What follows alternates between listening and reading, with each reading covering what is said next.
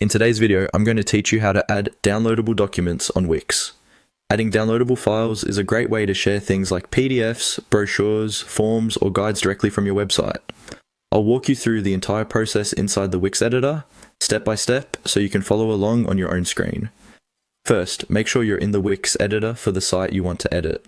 On the left-hand side of the editor, look for the plus icon. This is the Add panel, and it's where you can add all kinds of elements to your site. Go ahead and click that plus sign to open up the list of options. When the panel opens, you'll see different categories like text, images, and more. For this tutorial, we're looking for the option called Buttons. Click on Buttons. This tells Wix that you want to add a clickable button to your page, which is what your visitors will use to download the document.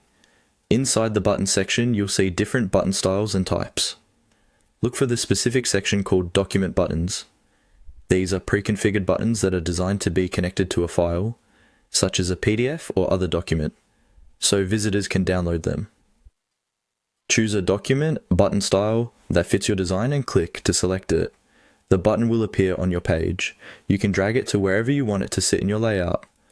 Later, you can also change the text on the button, for example to something like Download PDF or Download Guide, so visitors clearly understand what will happen when they click it. Now it's time to connect your button to the actual file. With the button selected, look for the settings or change text and icon option, and then the part where you choose what the button links to. In that window, select the option that lets you connect it to a document, and then click on Upload Media.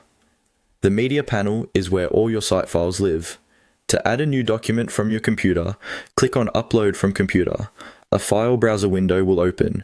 Navigate to the document you want visitors to download, select it, and confirm the upload. Once the upload is complete, choose that file from your media library and apply it to the button. That's it. You now have a button on your Wix site that lets visitors download your document with a single click.